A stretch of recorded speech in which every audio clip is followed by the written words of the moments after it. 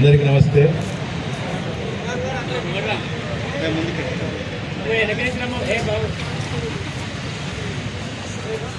అందరికి ముందరికి రా మనకి.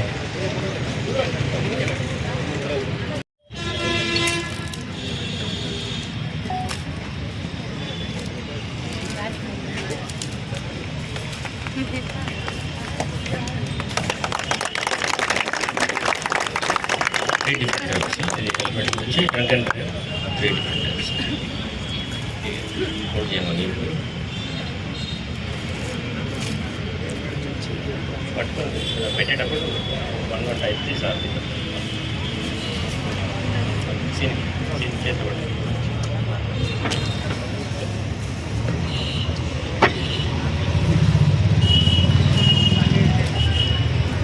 యాక్సిడెంట్స్ ఫ్రీగా మనం రోడ్స్ని నడపవచ్చు. ఇంకా జరిగి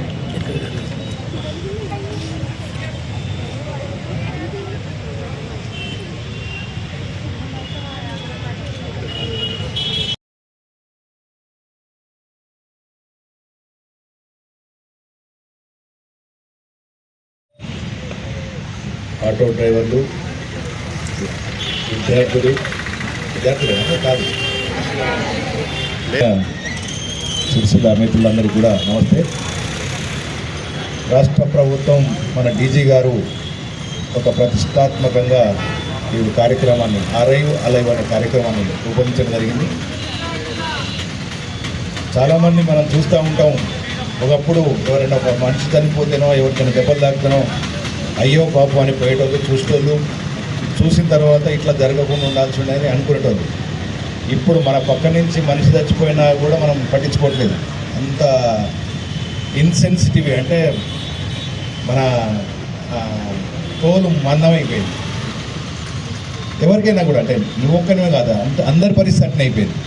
అంటే మనం అయ్యో మనం అని. రెండోది ఏంటంటే ఇక్కడ రోడ్డు యూజరు, అంటే గుద్దినోడు రోడ్డు యూజరే, బాధితుడు రోడ్డు యూజరే. ఇద్దరు కూడా రోడ్డును ఉపయోగించుకునే వ్యక్తులే. ఇలా ఎవరికి శత్రుత్వం లేదు. కానీ అనుకోకుండా ప్రమాదం జరుగుతుంది. కానీ చాలా అజాగ్రత్త వల్ల జరుగుతాయి. చిన్న జాగ్రత్త తీసుకుంటే తప్పిపోయే ప్రమాదాన్ని కూడా మనము అజాగ్రత్త వల్ల తీసుకుంటాం, అది ప్రమాదానికి లోనవుతుంది. దాంతో ఏమవుతుంది, ఎవరో ఇంట్లో యాక్సిడెంట్ అయితే మనకేం నష్టం, ముఖ్యంగా మీకేం నష్టం చెప్పండి అమ్మా. మీకేం ఇది తెలియాల్సిన అవసరం ఉంది. ఎందుకనంటే భారతీయ సంస్కృతిలో భాగంగా ఫస్ట్ బాధపడేది తల్లి, ఫస్ట్ బాధపడేది అక్క, ఫస్ట్ బాధపడేది ఇంట్లో ఆడపిల్లలు. ఎవరికి ఏం దెబ్బ తాకినా, ఎవరికి ఏం నష్టం జరిగినా కూడా ఏడ్చేది ఫస్ట్ మీరే, బాధపడేది మీరే, బాధను ఎక్స్ప్రెస్ చేసేది మీరే. అంటే రోడ్డు మీద ప్రమాదం జరిగితే ఏ ఇంట్లోనో ఒక ఆడపిల్ల ఏడుపు వినబడుతుంది, అవునా కదా? అంటే సంఘటన అక్కడ జరిగినా కూడా బాధపడేది మీరు. కాబట్టి నేను మిమ్మల్ని రిక్వెస్ట్ చేస్తున్నది ఏంటంటే, యాక్సిడెంట్లు కానీ జాగ్రత్త కానీ మీరు చెప్పాలా, మీ ఇంట్లోకి చెప్పాలా, మీ తమ్మునికి చెప్పాలా, మీ అన్నకి చెప్పాలా, మీ నాన్నకి చెప్పాలా, మీకు సంబంధించిన వాళ్ళకి చెప్పాలా. ఎందుకంటే వాస్తవాన్ని చెప్పేది కరెక్టా కదా? బాధపడేది ఎవరమ్మా? ఫస్ట్ ఆడపిల్ల. ఓకే, ఆడపిల్ల ఏడిస్తే, ఆడపిల్ల నుంచి కన్నీళ్ళు గారిస్తే ఆ దేశం ఎప్పుడు కూడా మంచిగా ఉండదు. తెలుసా? మీరు వినరా పాండవుల కథ? వినరా? కురుక్షేత్రం యుద్ధం ఎందుకు వచ్చింది? ఒక ఆడపిల్లని ఏడిచినది. అంటే ఎప్పుడు కూడా ఆడపిల్ల ఏడిస్తే ఆ ప్రాంతము వర్షాలు పడే అంటారు, ఆ ప్రాంతం బాగుండదట. కాబట్టి మన ఇంటి ఆడపిల్లలు ఎవరు కూడా ఏడవద్దు అని అంటే మనము జాగ్రత్తగా ఉండాలా. యూత్ అర్థమైందా మీకు?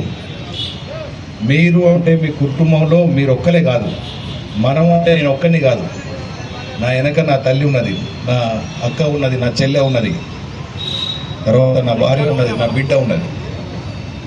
కాబట్టి మీరు రోడ్డును ఉపయోగించుకోండి, కానీ రోడ్డును ప్రమాదాల బారిన పడొద్దని మరొకసారి మిమ్మల్ని విజ్ఞప్తి చేస్తూ, లాస్ట్ టైం కూడా మీతో మాట్లాడినప్పుడు మనం మంచిగా ఉండాలా, రోడ్డును ఉపయోగించుకోవాలి. మనం రోడ్డుతోటి మనం లాభపడాలా, రోడ్డుతోటి మన ప్రయాణాన్ని ఇది చేసుకోవాలి. కానీ రోడ్డుతోటే మనం ప్రయాణం ముగిసిపోకూడదు. చాలామంది బతుకంతా రోడ్డుతోటే ముగిసిపోతూ ఉంటుంది. కాబట్టి ప్రజలకు రిక్వెస్ట్ చేసేది మీ తరపున, ఇక్కడ ఉన్నోళ్ళు మీరు మాత్రమే బాధితులవుతారని మేము అనుకోవట్లే. ఎందుకు అనంటే మీ ద్వారా మా సమాచారము బయటి ప్రపంచానికి, అంటే మీకు సంబంధించిన వాళ్ళకి కానీ ఎవరికైనా తెలియాలా, మీరు డిస్కస్ చేసి చెప్పాలా. చెప్తావా తల్లి? చెప్తావా? ఎంతమంది చెప్తావు? అందరికి, నీకు తెలిసిన వాళ్ళకు, నీ కుటుంబ సభ్యులకు, మిగతా వాళ్ళకు, ఫ్రెండ్స్ కదా చెప్పాలి. ఓకే, అని చెప్తారా? ఇది ఒక సైలెన్స్ ఉంటే అయ్యేది కాదు. ఇది మనం ఎక్స్ప్లోర్ కావాలా. ఇది ఒక బాంబు కనుక బ్లాస్ట్ అయినట్టు అందరికీ తెలవాలా, ఈ సౌండ్ అందరికీ వినడాలి. అప్పుడు మాత్రమే ప్రమాదాలు తగ్గుతాయి. ఎందుకంటే చాలా నా కళ్ళ ముంగట చాలా సంఘటనలు చూసినాం. సరే, తప్పు ఎవరిదని ఉండొచ్చు, వీడు తప్పు చేసిండా అతను తప్పు చేసిండా అనేది కాదు, కానీ పోయేది మాత్రం ప్రాణం. చాలాసార్లు అంటారు ఆయన కూడా సడన్గా రోడ్డు మీదకి వచ్చింది సార్, ఆయన తప్పు అంటాడు. తప్పే, కానీ తప్పుకు మరణశిక్ష అయితే కాదు కదా పరిష్కారం.